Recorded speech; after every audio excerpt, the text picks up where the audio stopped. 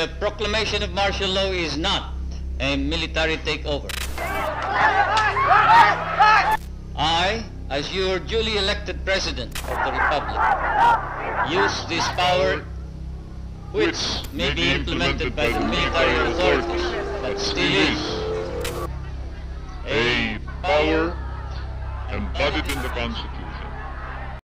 Noong panahon ng batas militar, maraming nagbago mula sa pamumuhay ng mga tao hanggang sa kalayaan ng bawat isa. Ang takot, katahimikan at mahigpit na batas ang bumalot sa bansa. Ngayon, malaya na tayong nakakapagsalita at nakakagalaw. Pero mahalagang balikan at unawain ang nakaraan upang hindi na ito maulit.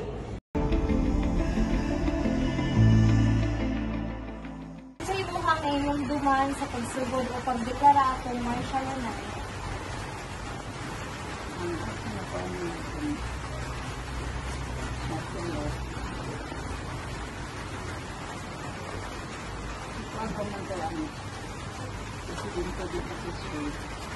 Si Marcos.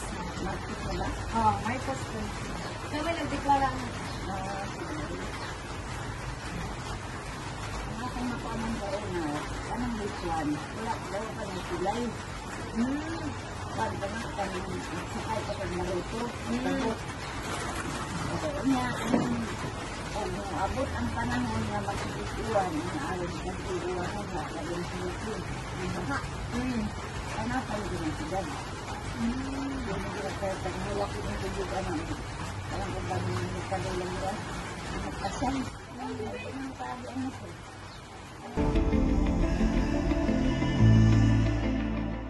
Ito ang pangutan na nagyon sa pag-usab sa martial law ang imong adlaw-adlaw nga pagrutina sa kinabuhi mo. Pag-usab? Oo, pag-usab sa imong kinabuhi ato na. Wala niya ako, wala ko pinausab. Wala tayo nausab. Wala man.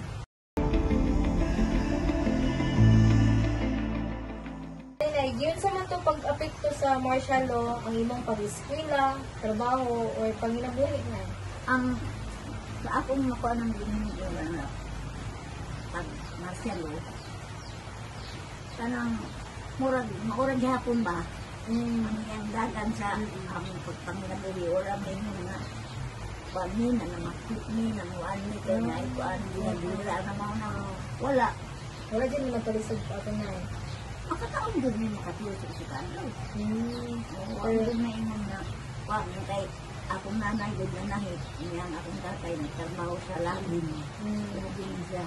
Niya ako kaganay, tugoon nga, katod o pamahawag ko, kay wala pa mo ng kalutok. Niya, ang hatod ko sa yung trabahoan, sa layo-layo to, pero kaya man pag-lakaw kay bata pa mga. Pero man, makalakal ko siya, hindi na matagwan. Pero okay na gihapon ko siya na ibahalag ng martial law no?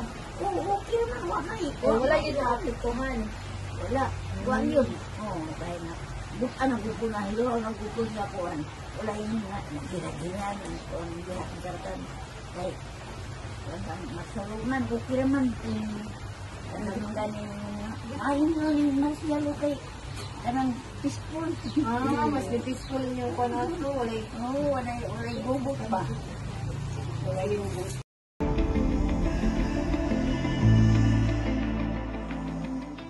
Upat na ito ng pangutanan ay naabay mga butang na dili nimo masulti o buhaton tungod sa kahadlok nimo sa una. Butang? Kanang na kayo mga kahadlok na dili nimo maingon tungod kay nahadlok ka. Wala. Wak man. Sa akong kuwan lang, wak man ko na ako'y kahadlok na di kong istorya. Kay kuwan, akong yung istorya nga mo na kung sa kapinuod ang hitabo. Dili ko mo ingon na, ay, tabuin ako mo ko kuwan. Na ay nasuko sa ako na manabik ko, anak. Di man ko. Lahi man ko. Kaya kung makadungog ko, hindi nila taman sa ako. Hindi na ako maikuan sa lahi. Okay.